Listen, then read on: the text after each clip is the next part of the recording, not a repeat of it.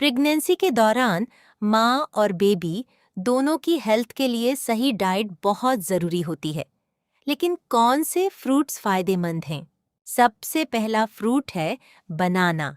इसमें पोटासियम होता है जो एनर्जी मेंटेन करने और प्रेगनेंसी में वीकनेस कम करने में मदद करता है।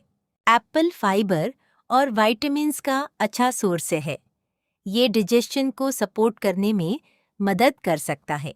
ऑरेंज में विटामिन सी होता है जो बॉडी को आयरन एब्जॉर्ब करने में मदद करता है।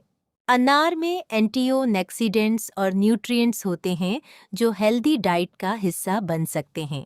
खजूर भी न्यूट्रिएंट्स से भरपूर होती है, लेकिन प्रेगनेंसी में क्वांटिटी अपनी हेल्थ कंडीशन के मुताबिक रखनी चाहिए। प्रेगनेंसी में फ्रूट्स खाने से पहले हमेशा अपनी हेल्थ कंडीशन और डॉक्टर की एडवाइस को ज़रूर मद्देनज़र रखें।